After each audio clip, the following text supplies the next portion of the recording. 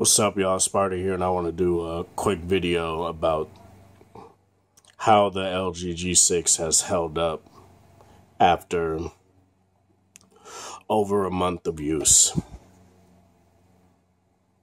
Now, I just want to start out this video by saying that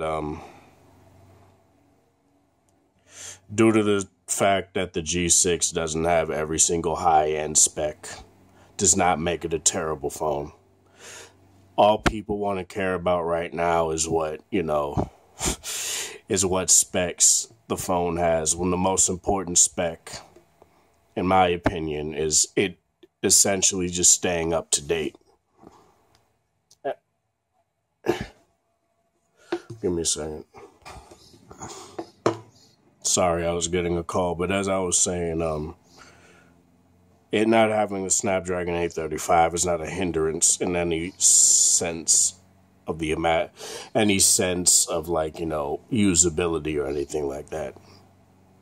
And while there aren't a whole bunch of features that this phone has, I think that where it does have a lot of different features is where it counts for me personally.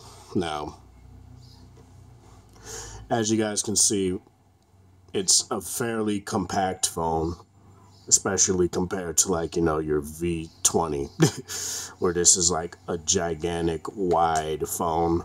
This is a small and compact 5.7-inch display. Not a phablet. It's still a regular phone, but I wouldn't call this a phablet in any sense of the imagination, due to the fact that it's still pretty much use it in one hand fairly easily. Another thing, while I'm not the biggest fan of glass-backed phones, I'm not gonna say that this is an ugly design, that the design is ugly. A lot of people don't like the dual camera array on the back, how it looks basically like a robot. But I think it's, I think it's pretty cute. I don't think it's nothing to be say, oh, the G6 is ugly because it has the way the dual camera looks in the back. It makes it look like a robot. So, the way the iPhone 8's freaking camera module looks in its concept anyway, doesn't look very sleek and sexy. So is it really that big of a deal? But it's whatever. Yeah, everything is pretty much flush. As you guys can see, this is a pretty thick phone. It's not super thick, but it's thick, and it feels good and substantial to hold in the hand. And that's what I like. I don't feel like this is about to just slip out my hand. If I you say you're doing a jog and you trip on something, right? Which you shouldn't be jogging with your phone bare in your hand anyway. But I don't feel like it's just gonna fly out of my hand. And I took the screen protector off because of the fact that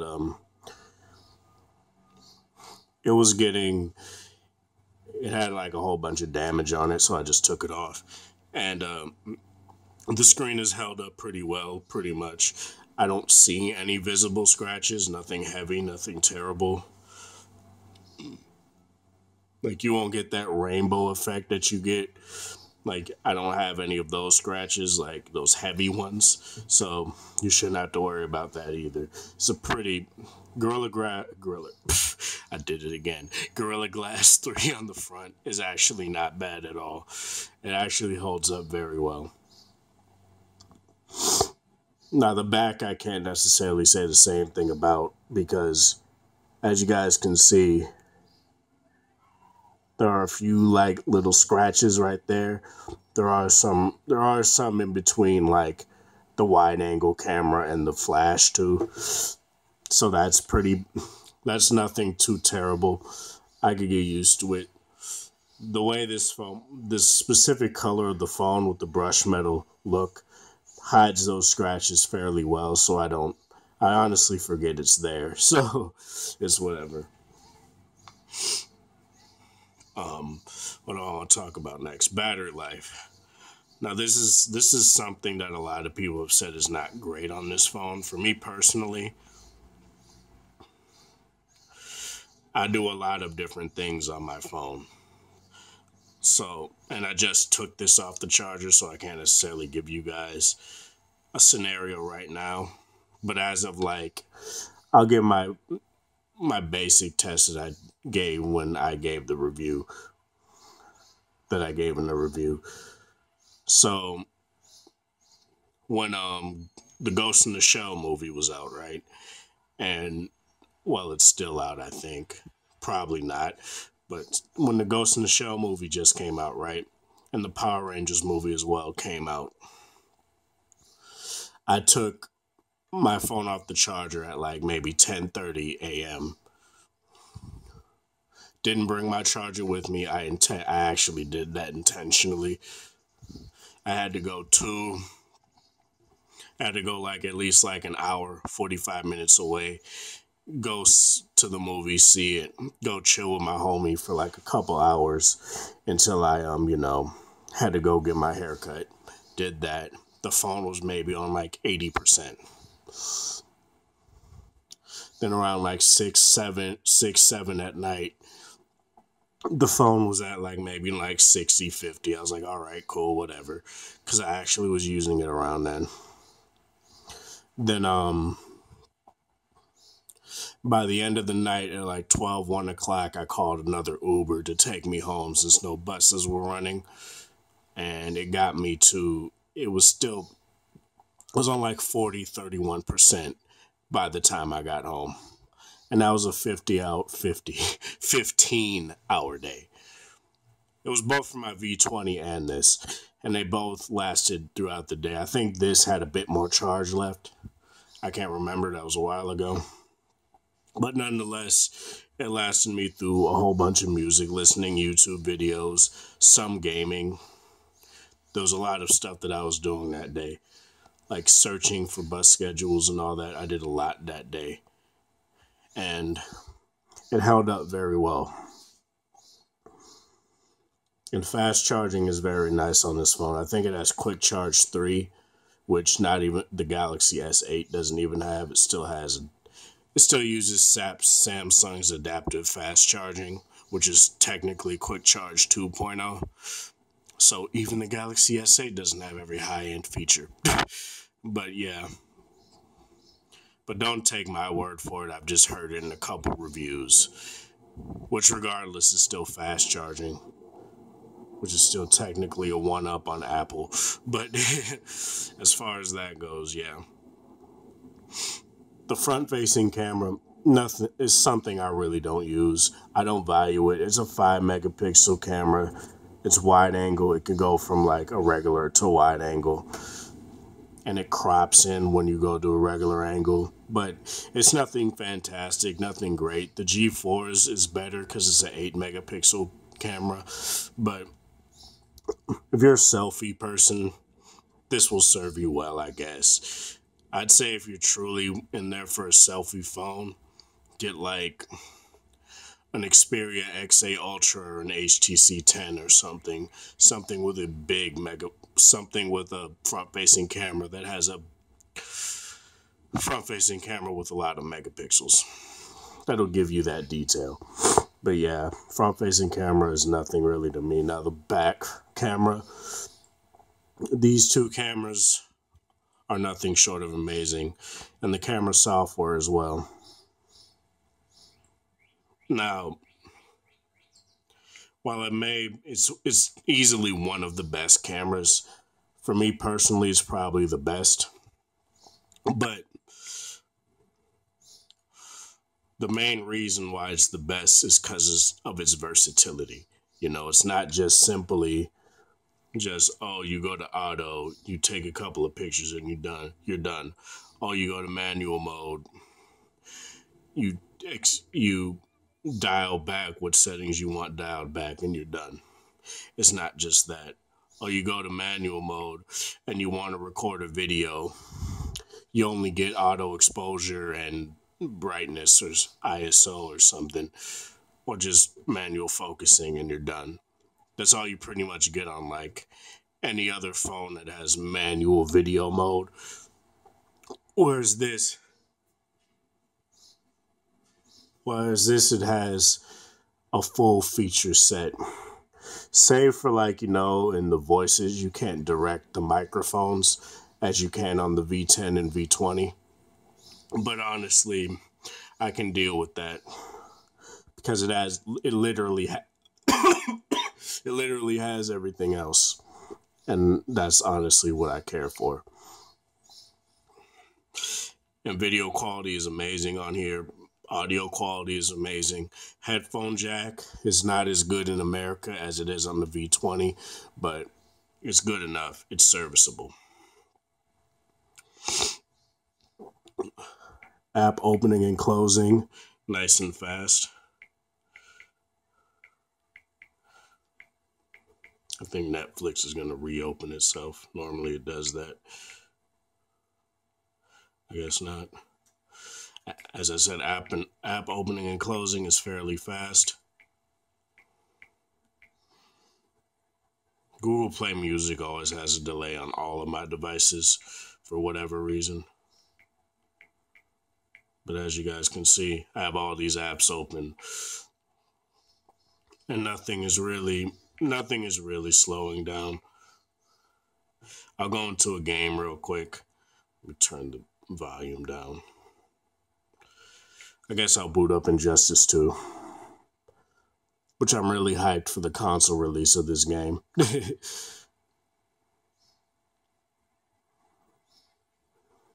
It loads games fairly quick. The only thing I say about this game in particular is that it's not completely like optimized. Like getting into battles and stuff takes a bit of time. Like it loads a bit slow.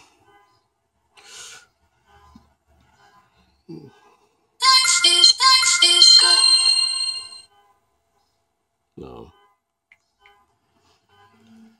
I guess I'll do a quick match here.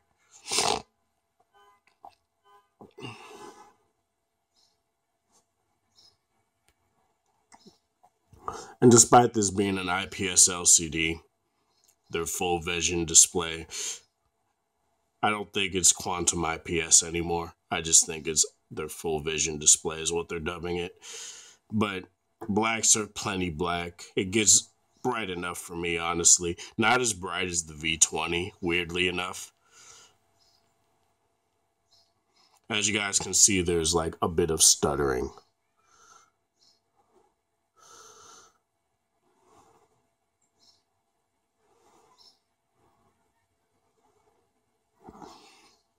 It doesn't do this on my V20. It doesn't stutter all that much on my V20. It just has a loading issue, really. Which honestly, I think it's the aspect ratio, because it doesn't fully, like, you can put it in 18:9 and it crops, but a lot of important like information, like say I try to like apply experience stuff, like EXP stuff to like a character or whatnot, like you can't hit apply because it's cut off. And that's why I just have it in 16:9.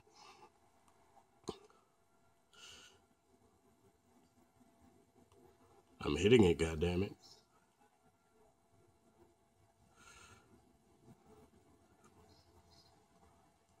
Let me put him back on there.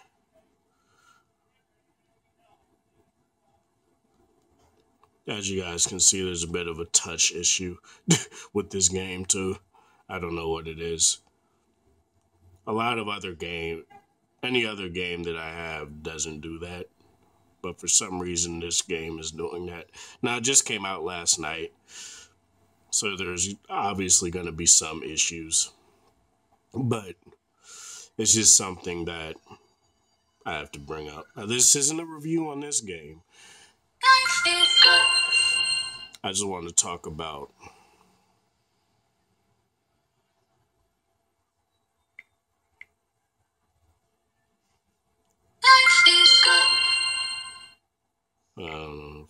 But yeah, that's pretty much it as far as gaming goes. I will say on that game though that it is fairly well optimized when it comes to battery consumption though. Like it doesn't consume that much battery. And honestly, that's a thumbs up in my opinion for NetherRealm Studios for that one. But it's just like overall loading and whatnot. The game looks great, but it's just essentially just optimize the game in other fields, and it'll otherwise be perfect all around. Not perfect, but great. Next, the always on display. The always on display. I believe every phone should have this. In any sense, whether it comes to like the secondary display on a V series phone, not the way that the U Ultra does it, where you have to tap it to turn it on or whatever, and it just goes off after that. It's just ambient on there, it's not always on, which they can change in software, and they probably have, because a lot of people have complained about that. But I believe every phone should have this. Sure, it may drain battery, but it doesn't drain it all that much. And I would much prefer this over an LED notification light because you actually see what you have. Now, sure, you can customize your LED notification light for pink for a certain app, red for a certain app, and stuff like that. But on this, I would just rather have a logo, an icon of the app, rather than having to think, oh, what's that what's that notification from? I could just look at it and be like, oh, okay. Now, the speaker as well. The speaker's actually very good, especially for a water-resistant phone. Now, there's no stereo speakers, which is a downside, but honestly, I can handle it. I don't think it's that much. I don't think it's a deal breaker, honestly. But I'll just play a video so you guys can hear.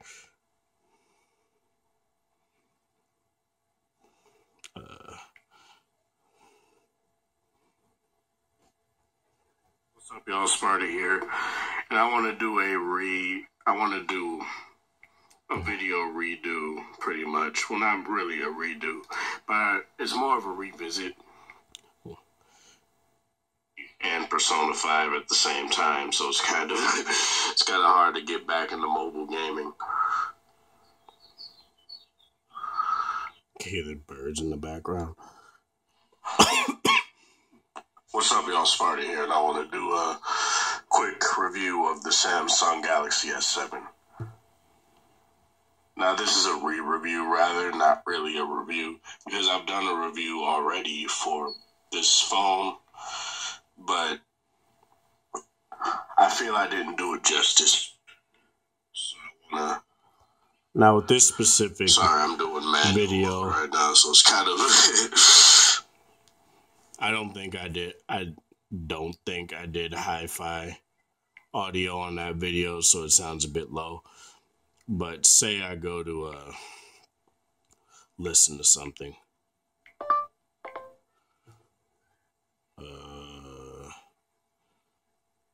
What's a good example? I guess I'll just use my regular example. If I could find it.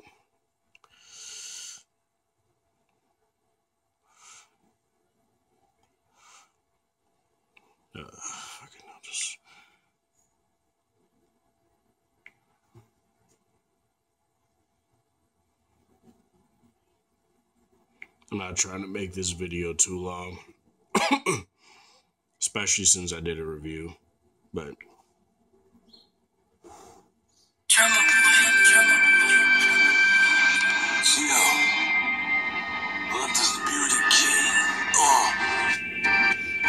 Obviously, when you put your finger over it, it's going to do that.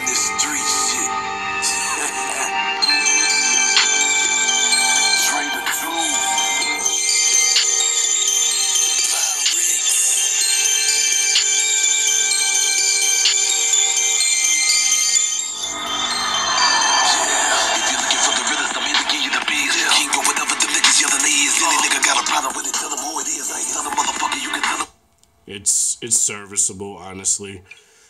It's actually a fairly nice speaker. It's nothing terrible. So just keep that in mind. It's not stereo speakers, nothing like that, but it's good enough. Bluetooth playback on here is very nice as well. I don't really have any cutouts or anything like that, and it's fairly loud. So it's actually and clear. So you Bluetooth playback on here is nice as well. As I said, headphone audio is great too. Nothing amazing, but is very good for what it is. What else? Like heat, how hot the phone gets, if it gets hot. It doesn't really get all that hot, if I'm to be honest.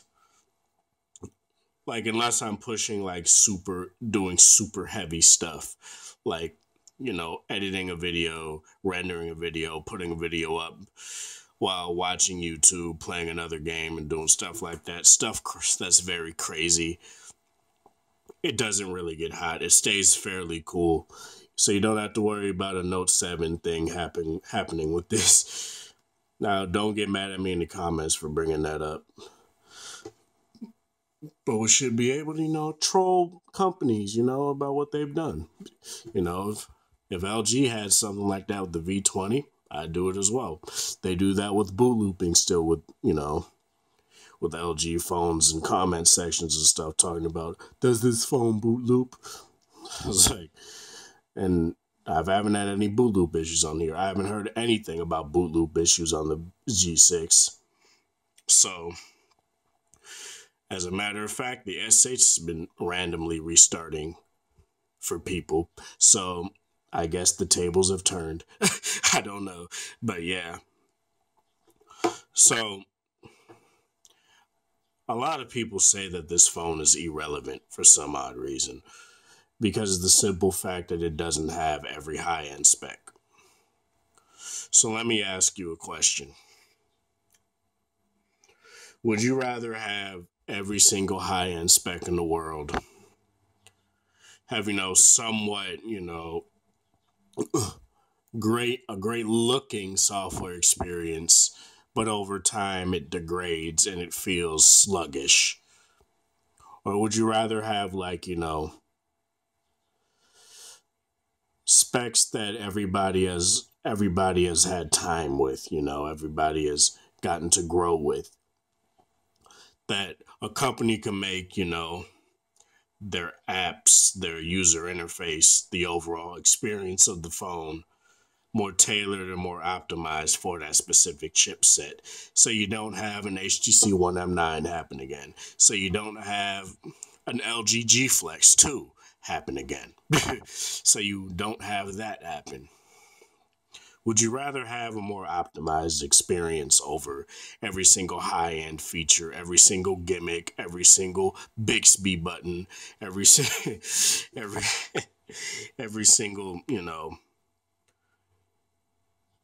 AKG tuned headphones? Like, would you rather have stuff like that? Or would you rather have an experience that feels good, that isn't focused on all the extra stuff? And while you will miss having the most high-end stuff, like the A21 is not going to age well within 3 years, obviously.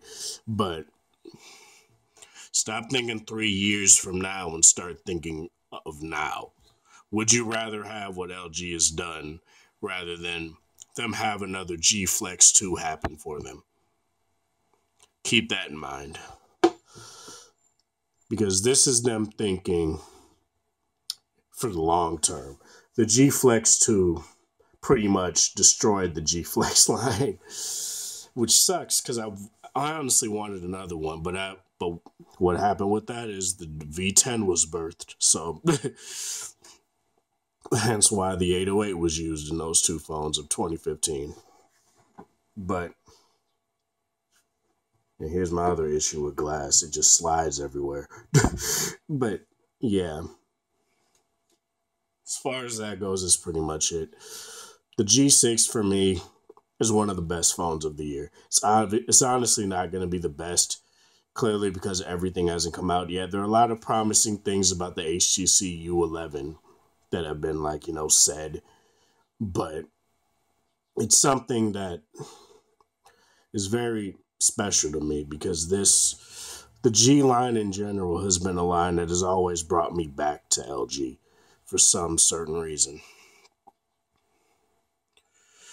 The G2 brought me away from the Nexus line. The G3 brought me back because of the removable battery. The G4 because of the manual photo mode and the aperture, and also the leather backing. That's honestly cool. That was so cool about the G4 because it felt nice to hold without necessarily having a lot of premium materials. The G5 for its modularity that obviously failed, and also having a metal body and still having a removable battery. And the G6 display technology, the G6 dual 13 megapixel cameras. Honestly, this is what brought me to the G5 as well, was the dual cameras. The G6 water resistance. A lot of stuff that is very little but should matter in today's society. Sure, it doesn't. Today's tech world, not society. Of course, you won't have every latest and greatest spec, but you got to realize that we've gotten to a point where the Snapdragon 820 versus Snapdragon 835 it's not a performance difference, really. It's more of an efficiency difference. And that's what people need to remember and understand. But enough with that. Enough harking on the past. This is the G6. The LG G6 is a great phone. If you're looking to get this phone, they have a deal at T-Mobile, buy one, get one free.